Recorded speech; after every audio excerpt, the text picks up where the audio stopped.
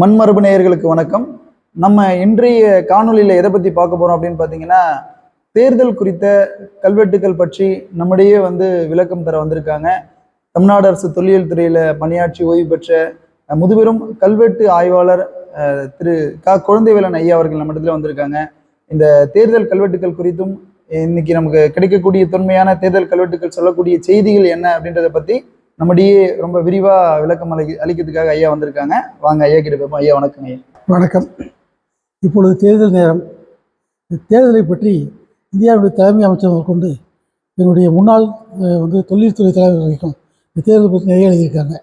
இந்த தேர்தல் தமிழ்நாட்டில் ஊராட்சி முறை இருந்தது முன்னால் அப்படிங்கிறத பற்றி நிறைய பேசியிருக்காங்க. ஆனால் அவங்க பேசுவது வகையிலே சரிதான். இருந்தாலும் இப்பொழுது நமக்கு கிடைக்கின்ற கல்வெட்டுப்படி இந்த தேர்தல் நமக்கானதல்ல. ஆனால் தேர்தல் இருந்தது என்பதற்கு பழைய சான்றுகள் நிறைய இருக்குது. முதல்ல நம்முடைய சங்க இலக்கியங்களில் தேர்தல் பற்றி சொல்லுதானா இல்லை. ஏன்னா சங்க இலக்கிய பொருள்கள் அத்தனையுமே தமிழ்நாட்டு மக்களுடைய வாழ்க்கையை தொடர்ச்சியாக வரக்கூடிய ஒரு தொடர்நிலை செய்வது அல்ல. ஆங்காங்கே பல்வேறு காலங்களில் பல்வேறு புலவர்களால் பல்வேறு சூழல்களில் பாடப்பட்ட பாடல்களுடைய தொகுப்பு தான் சங்க இலக்கியங்கள். ஆனாலும் அவர்கள் வரலாற்றை சொல்ல வேண்டிய தேவை ஏற்படவில்லை. வரலாற்று நிகழ்ச்சிகளை சொல்ல வேண்டிய தேவை ஏற்படவில்லை. இலைமறைகாயாக ஆங்காங்கே ஊமை வாயிலாகவும் பலவற்றாகவும் சிலவற்றை சொல்லியிருக்காங்க. அந்த அடிப்படையில் நம்ம தேர்தல் நடந்ததா எனக்கு தெரியல. சங்க காலத்தில் பார்த்திங்கன்னா வேந்தர்கள் சிற்றரசர்கள் எல்லாம் ஆட்சி செஞ்சுருக்காங்க. ஆனாலும் மன்னதான் ஆட்சி மட்டும் தான் நினைத்து கொண்டிருக்கிறோம். ஆனால் அங்கேயும் ஊராட்சி, நகராட்சி, நாட்டாட்சி இவற்றையெல்லாம் மக்கள் தேர்ந்தெடுத்த மக்களால் ஆளப்பட்டிருக்கிறது சான்று இருக்குது. சான்றுன்னா முழுசாக இல்லை, ஒரு சின்ன ஊமை. 1977 பாட்டில் மருது நிலநாயனார் ஒரு செய்தி சொல்கிறார். அது ஊமை தான். இந்த ஊமை வைத்து கொண்டு தான் எல்லாத்தையும் ஊகிக்கிறோம். இந்த ஊமை வைத்து கொண்டு பின்னால் செய்தி வைத்து கொண்டு நாம் பழைய காலத்தில் தேர்தல் எப்படி நடந்திருக்கும் என்று பார்க்கின்றோம். அதில் ஒரு ஒரு ஒரு தலைமகன் பொருள் தேடி வெளிநாடு போகிறான். போகின்ற வழியில் மழை இல்லாமல் நாடு வறண்டு போச்சு, குடியெல்லாம் பிறந்துச்சு. அந்த வழியில் ஒரு போர் இருக்கிறது. இந்த போரில் இறந்து போகின்றான். இறந்தப்பட்டவருடைய வயிற்று மேலே ஒரு எருவைன்னு சொல்லுவாங்க. எருவைன்னு சொன்னால் கழுகு, பிறந்தந்தி கழுகு நம்ம இப்போ சொல்லுவோம். இப்போல்லாம் மறைஞ்சி போச்சு. அவன் என்ன பண்ணால் வயிற்றுல உட்காந்து அந்த வயிற்றுக்குள்ளே அந்த தன்னுடைய அழகை விட்டு கொள்ள பிடிச்சி இழுக்குது. இதை உண்மையை சொல்லணும். எதுக்கு சொன்னால் தேர்தலுக்காக. இது எப்படி இருந்தது சொல்லணும். சொல்லுவதற்கு அழகாக உண்மை சொல்கிறார். என்ன சொல்கிறேன்னா, குடவோலையில் கொட்டு எடுக்கிற மாதிரி இருக்குன்னு சொல்கிறார்.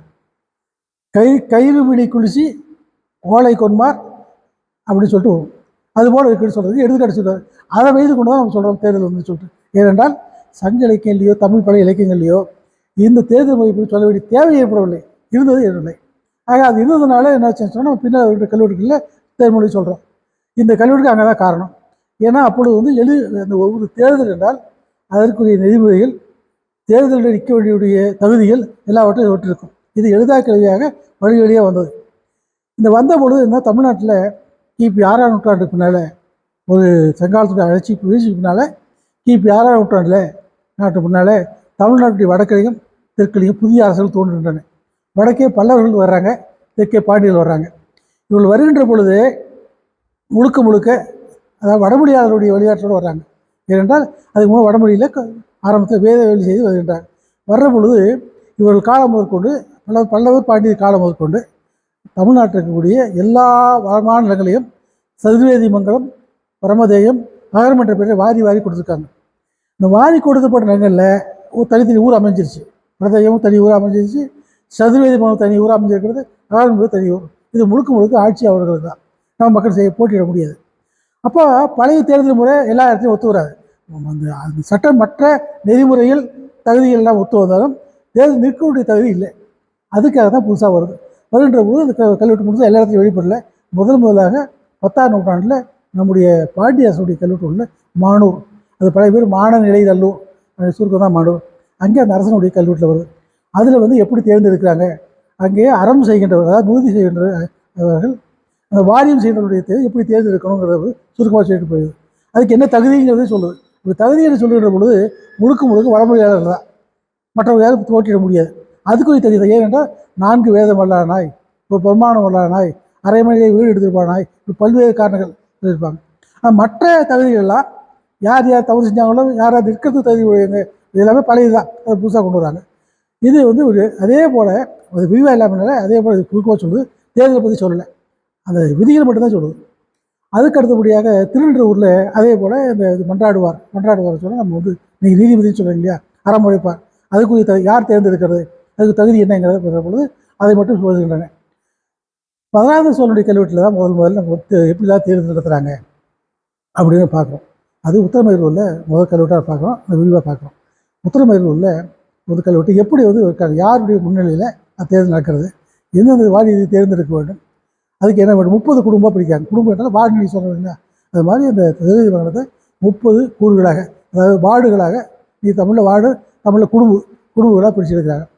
அதில் வந்து ஒவ்வொருத்தரும் தேர்ந்தெடுக்கணும். அது யார் யார் தகுதி உடையார்களோ அவர்களை அப்படி பெயர்கள் எழுதி ஒரு பெரிய பானையில் போடணும்.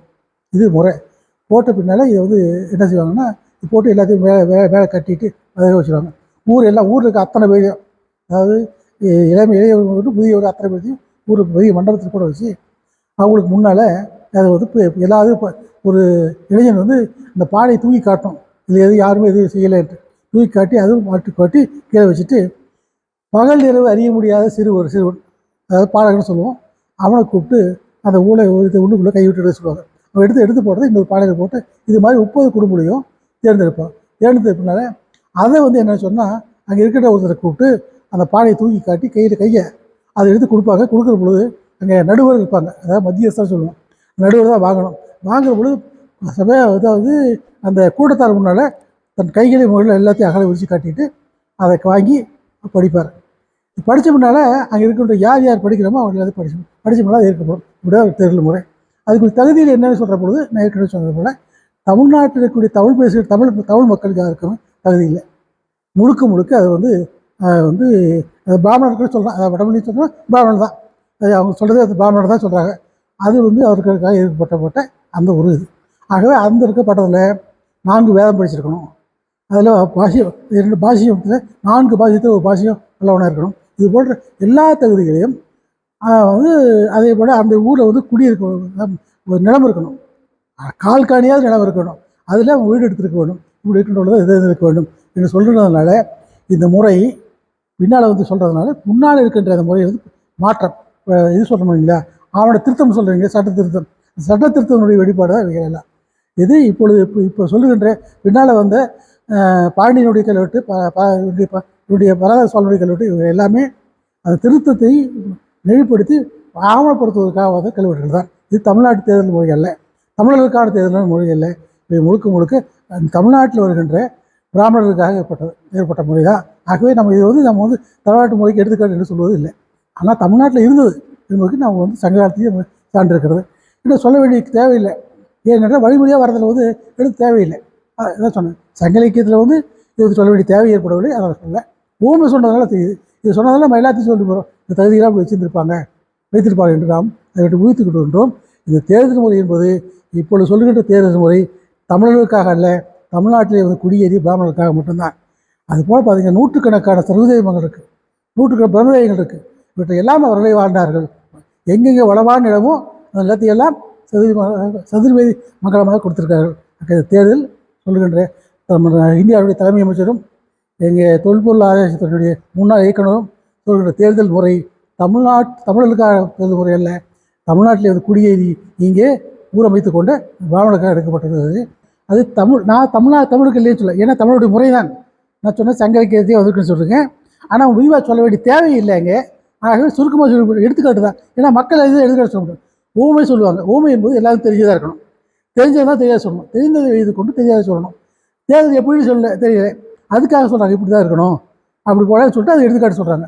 அந்த எடுத்துக்காட்டு வந்ததுனால தான் அந்த கழுகு எப்படி இருக்கிறது அது எப்படி இருக்குன்னு சொன்னால் இது தேர்தல் முறை போல். நம்ம தேர்தல் விரிவாக எல்லாத்தையும் தெரிஞ்சது தானே, அதுக்கு விதிமுறைகள் தெரிஞ்சுக்கணும் தானே, எல்லாமே இருந்தது. ஆனால் இந்த ஆட்சி மாற்றம் என்றது அரசுடைய காலத்தில் கிபி 6ஆம் நூற்றாண்டு முதற்கொண்டு தமிழ்நாட்டுக்கு உடைய பல வளநிலங்களை பிராமணர்களுக்கு பிரமதேயமாகவும் சதுர்வேதி மங்கங்களாகவும் அகங்களாகவும் கொடுக்கப்பட்ட நூற்றுக்கணக்கான ஊர்கள் வந்து தனியாட்சி வந்தது. இதெல்லாம் தனியாட்சி. அப்போ வந்து இந்த இதுக்குள்ளே போய் தமிழ்நாட்டு மக்கள், தமிழ் பேசுகிற தமிழ்நாட்டு மக்கள் பணியெடுக்க முடியாது. அவர்களுக்காக வகுக்கப்பட்ட மாற்றம் செய்யப்பட்ட விதி தேர்தல் முறையில் கொண்டு தகுதி மாற்றம் என்று தான் சொல்லணும். ஐயா, இப்ப நீங்க இந்த தேர்தல் பத்தி நீங்க அணுகிற விதமே கொஞ்சம் மாறுபட்டதா இருக்கு. இது வரைக்கும் எல்லாரும் எங்களை பொறுத்த வரைக்கும் ஜனநாயக திருவிழா தேர்தல் அப்படின்னாலே இந்த உத்திரமேரூர் கல்வெட்டு, நீங்க குறிப்பிட்ட மாதிரி மானூர் கல்வெட்டு, திருநெஞ்சூர் கல்வெட்டு, இந்த கல்வெட்டுகள் எல்லாமே சொல்றது இன்னைக்கு நடக்கிற தேர்தல் தான் அப்படின்னு நாங்க நம்பிட்டு இருக்கோம்.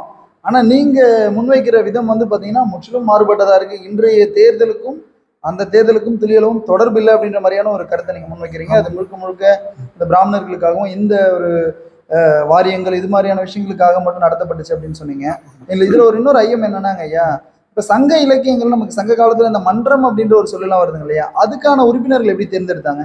அதாவது இந்த வானூர்களுடைய மன்றாடிகள் வருது. மன்றாடுதல் மன்றாடு. மன்றாடுதல் என்றாலே வந்து நீதி இருக்கிறது தான். இப்போ அதுக்கு வந்து ஆட்கள் தேர்ந்தெடுக்கணும். நம்ம இன்னைக்கு வர நீதி வைக்க இல்லை. அப்போ தேர்ந்தெடுக்கும்போது அதில் வந்து யார் வேணாலும் இருப்பாங்க. அப்படி அந்த மன்றாட்டுக்கு செய்யப்படுறது கூட அந்த பகுதியில் அந்த பிராமணர் தான் இருக்கணும்.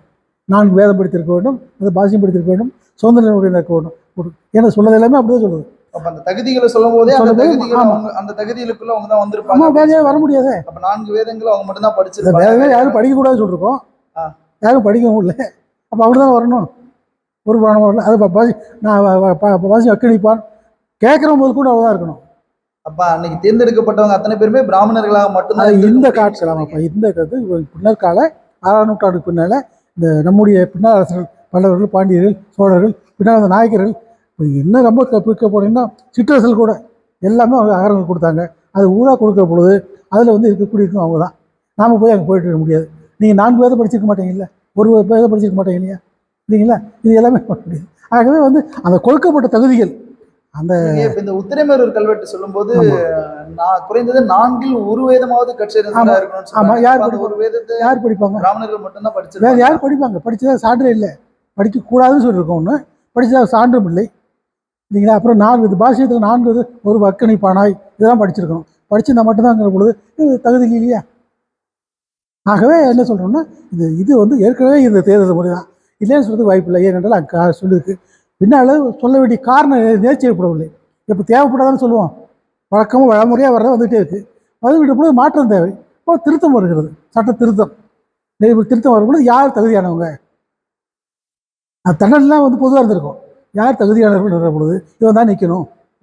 அப்போ இன்றைக்கி போட எல்லாரும் போடுறது இல்லை. அது குடவாய் போய் எல்லாம் போடுறது. யார் யார் தகுதின்னு சொல்கிறாங்களோ அவங்களுக்கு பேரை மட்டும் எழுதி போட்டிருப்பாங்க. அதுதான் இருக்கும்.